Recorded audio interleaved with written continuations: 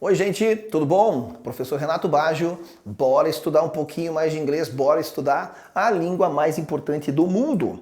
E hoje nós vamos aqui dentro do nosso tema aqui da nossa unidade de Studying Abroad, que pode ser traduzido como estudando fora ou estudar fora do país. Tudo que é abroad significa no estrangeiro, tá? Mas aqui, a gente vai falar sobre frases condicionais. Opa, como é que é o nome? Frases condicionais. Dá uma olhada aqui.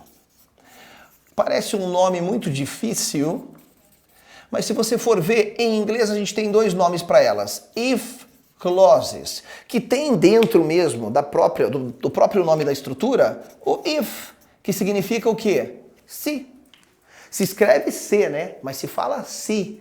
Ou um segundo nome é conditional sentences, frases condicionais, que como o próprio nome já diz, as frases condicionais impõem uma condição. Sim, e toda condição implica num se. Veja, você já vai estudar comigo nessa mesma aula que não é só a única maneira de dizer uma condição é usar a palavra se, tudo bem? Mas realmente é a mais comum. E toda vez que você fala se, você está impondo uma condição, concorda comigo? Vamos pegar um exemplo bem básico, bem clássico, e eu acredito que 90% das pessoas gostam de ir à praia, certo? Aí você fala assim, se chover, não irei à praia. Veja, você colocou uma condição para que você vá, concorda? Se chover, não irei à praia. Ou seja, a condição para que você vá à praia é que não chova. É isso. Frases condicionais sempre implicam num se, que é uma condição para que algo aconteça. Enfim, tá? Mas a gente vai ver que a gente vai além disso, que as frases condicionais também trabalham com as chances de algo acontecer. É isso mesmo, ninguém te falou, né? E veja, até no ramo do direito existe o que a gente chama de venda condicionada, por exemplo, né? Eu, apesar de professor de inglês, também estudei direito, então veja. O que é uma venda condicionada? Vamos imaginar que eu quero vender o meu carro. Mas ele é um carro muito raro, ele é um carro antigo, está muito bem conservado, eu me apertei de dinheiro, quero vender, eu posso fazer uma venda condicionada. Ou seja, eu vou colocar uma condição no meu contrato. Por exemplo, uma condição de que eu vendo para o cara o meu carro, na condição de que, se ele não quiser mais, eu sou a primeira pessoa para quem ele tem que oferecer de novo antes dele sair vendendo. Tá bom? Dá para fazer isso? Dá para fazer isso. Tu coloca uma cláusula condicionada no contrato, você impõe uma condição e se, já caí no se de novo, né? E se a pessoa não respeitar essa cláusula, tudo é desfeito. Ele foi lá e atravessou a venda para outra pessoa e nem me avisou. Eu vou lá na justiça, desfaço a venda, azar de quem comprou, porque ele não me ofereceu primeiro, tem uma cláusula condicionada. Então veja, condição é isso mesmo, e nós vamos trabalhar aqui com dois casozinhos, tá? Então dá uma olhada nos nomes, isso aqui na verdade são duas maneiras de falar deste mesmo assunto. If clauses, que são orações com a partícula if, que significa se, ou frases condicionais, conditional sentences. Sentences são frases, sentenças. E vamos lá, existem vários tipos, tá, de frases condicionais, tudo bem? Os 4 tipos básicos são essas daqui. E por que eu digo 4 tipos básicos? Porque quando você está num nível mais avançado de inglês, você consegue misturar os casos. É verdade, sim, dá para misturar, tudo bem? Então vamos lá, existe o que a gente chama de Type Zero ou Zero Conditional. O que eu estou colocando para vocês aqui são dois nomes, então também. O que está do lado de lá é uma maneira de você definir os tipos. Tipo 0, tipo 1, tipo 2 e tipo 3. Type 0, Type 1, 2 and 3. Ou chamar de zero condicional. Zero conditional, primeiro condicional, segundo condicional, terceiro condicional. Então, zero conditional, first conditional, second conditional e third conditional. E acredite, tirando o zero, esses três aqui, um gera o outro. Um gera o outro de novo. Por que você está vendo esse conteúdo agora, no 4º bimestre? Porque você precisa de toda a fundamentação anterior do idioma para que você dê conta aqui. Não há como falar de frases condicionais sem você dominar os tempos verbais básicos da língua, por exemplo. Tudo bem? Então vamos lá, já que a gente está falando de também chances de algo acontecer. Vamos lá. Normalmente funciona assim. O tipo 0. Esse cara aqui é o único que não vai falar de chances. O único. Porque ele vai indicar que o resultado é sempre certo. E nesse caso aqui, você vai perceber que a frase é composta de duas orações, as duas vão estar no mesmo tempo verbal. É o único caso. Depois, todos os outros, tipo 1, 2 e 3, você vai ter tempos verbais diferentes em cada lado da frase. Então vamos dar uma olhadinha aqui. Olha só, esse cara indica que o resultado é sempre certo. E a gente vai usar o simple present em ambos os lados da frase, porque as frases condicionais são caracterizadas pelo uso da vírgula. Então dá uma olhadinha aqui, olha só. If water reaches 100 Celsius, it boils. Se você parar para pensar aqui, ó, eu estou dizendo, se a água chega a 100 graus Celsius, ela ferve. Obviamente que você já estudou na sua matéria de química, que a água ferve a 100 graus Celsius no nível do mar em condições normais de temperatura e pressão, certo? Mas olha só, note que o que está destacado em vermelho é que o verbo está sendo usado no presente. Como é que eu sei? Pela presença do S. Lembra? I work, you work, he, she, it works. Água é uma coisa, coisa é it. It reaches, it boils. E veja, aqui a gente tem a presença da vírgula separando dois pedaços da frase, foi isso que eu quis dizer. Então, se a água chega a 100 graus Celsius, ela ferve. Em condições normais de temperatura e pressão, a água sempre ferve a 100 graus Celsius? Sim. No nível do mar, em condições normais de temperatura e pressão, sempre. O resultado é sempre certo. Ou quando eu digo aqui, ó, if you touch fire, you get burned. Ainda que eu esteja usando uma forma aqui, ó, da voz passiva, né? Você se queima, né?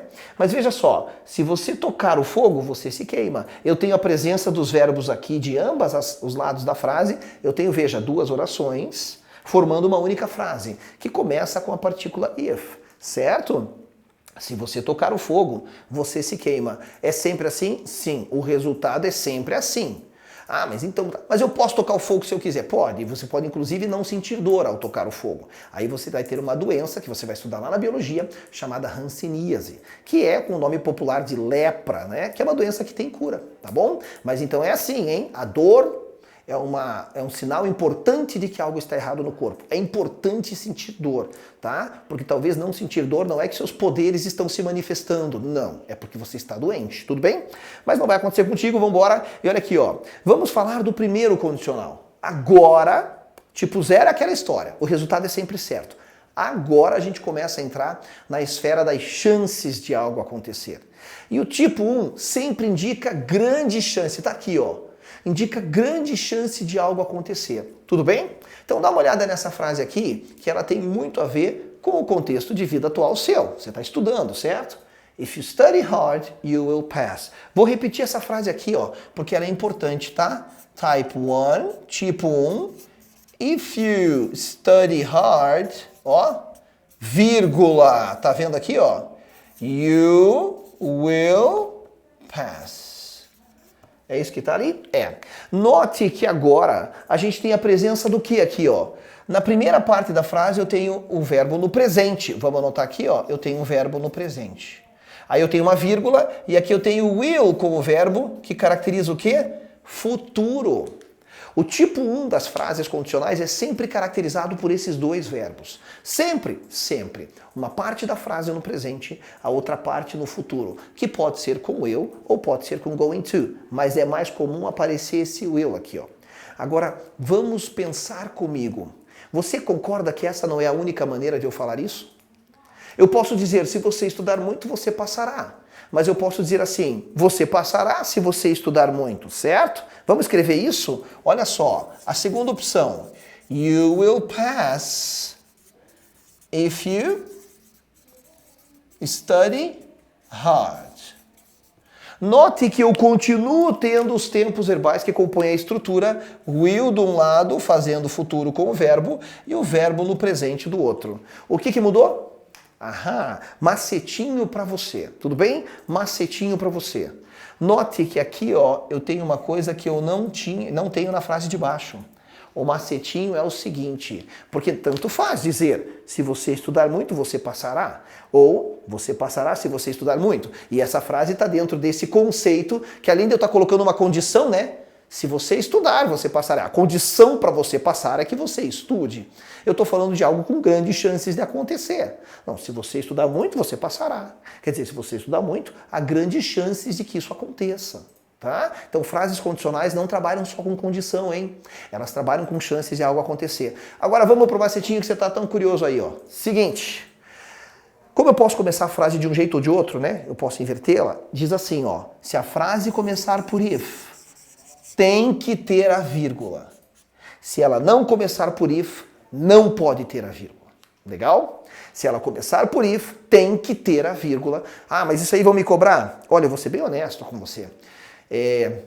Eu já vi isso sendo cobrado numa prova de vestibular. E vestibular é uma prova de concurso público, certo? Os caras fizeram uma frase com a estrutura certinha. Só deixaram a vírgula de fora perguntando se a frase estava correta. Puxa, mas isso é muita sacanagem. Caramba, eu tô ali no calor da prova, vou ficar prestando atenção em vírgula. Agora você já sabe o macetinho. Começou com if, tem que ter vírgula, certo? Tranquilo? Bacana, vamos mais um exemplo? Olha aqui, ó, na negativa. Você já sabe que na negativa, no presente, a negativa pode ser feita com don't ou com doesn't. Você já sabe disso. Então veja aqui, ó. If you don't study hard, you won't pass. O que essa frase está dizendo? Se você não estudar muito, você não passará. É exatamente a negativa do que está aqui em cima. Negativo de study, don't study, por causa do you, né? Negativo de will, won't, que poderia estar desmembrado em will not. Tanto faz, tudo bem? Mas note que apesar da negativa, nosso macetinho continua sendo respeitado. Começou por if, tem que ter a vírgula. E note que continua indicando grandes chances de algo acontecer. Se você não estudar muito, há grandes chances de que você não passe, certo? Então olha aqui, ó. If you don't study hard, you won't pass. Perguntinha que pode estar permeando a sua cabeça aí, ó. Não, mas peraí, tio Rê, peraí. Então é sempre assim, ou a frase é inteira afirmativa, ou ela é inteira negativa, negativa nas duas partes, antes e depois da vírgula? Veja, não. Dá para misturar, contanto que você saiba o que você está dizendo. Veja só, eu posso começar com a negativa e terminar com a afirmativa? Ou eu posso começar com a afirmativa e terminar com a negativa? Contanto que você saiba o que você está dizendo, aqui eu fiz um ajuste na ideia da frase. Então veja, if you don't study, you will fail. Se você não estudar, você falhará. Fail é o verbo falhar, que no sentido do meio acadêmico, né, ele é usado com a tradução de reprovar de ano, né? Cada lugar do Brasil fala de um jeito. Tem gente que fala rodar, o cara rodou de ano, né? Tem gente que fala reprovou, tem gente que fala tomou pau, tem gente que, enfim, né, repetiu de ano, tá? Enfim, então essa é a ideia.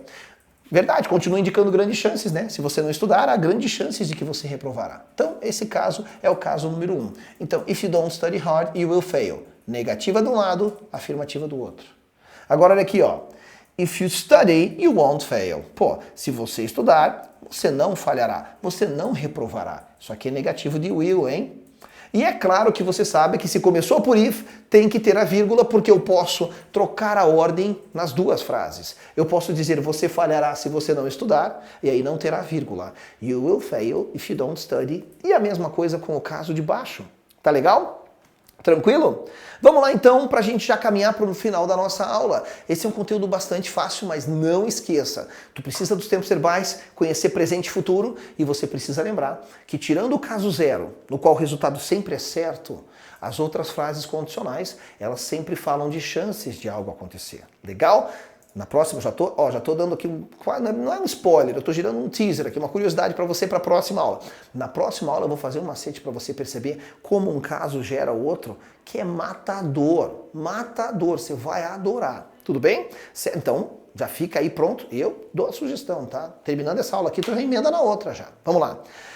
Como eu disse para vocês no começo dessa aula, o if não é a única maneira que eu tenho para indicar uma condição. Né? Eu tenho outras palavras. O if, se é o mais comum, e eu trouxe algumas para vocês aqui, ó.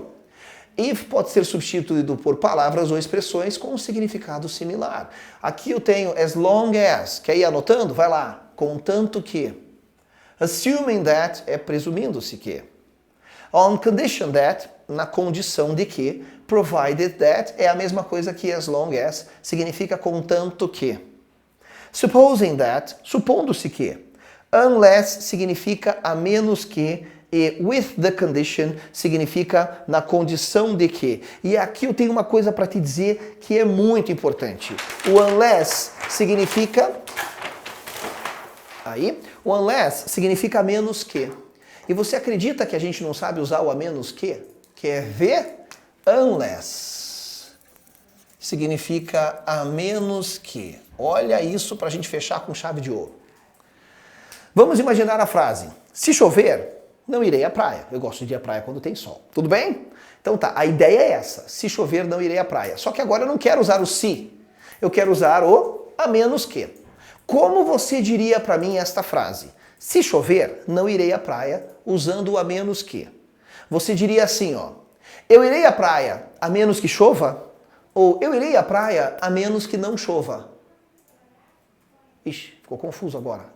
Ih, agora você me confundiu, tio. Eu achei que sabia, mas você que me confundiu. Pois é, mas essa mesma confusão, olha que interessante isso, do ponto de vista linguístico. Eles também têm essa dificuldade de saber se depois do unless vem uma afirmativa ou uma negativa. Então qual é a real? Fala aí, qual que é o certo? Eu irei à praia a menos que chova? Ou eu irei à praia a menos que não chova?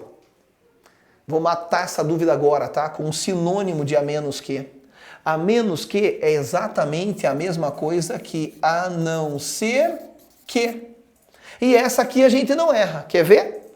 Eu irei à praia a não ser que chova. Então lembra aí que o unless é seguido de complemento afirmativo. A menos que chova. A menos que chova. Tá bom? É isso, pronto, dei um pitaco aqui na língua portuguesa, mas é interessante do ponto de vista linguístico porque a mesma dificuldade eles têm com o unless. Saber se depois do unless vem uma afirmação ou uma negação. É isso, te vejo na nossa próxima aula com aquele macetinho que você vai ver que é top. I see you. Bye.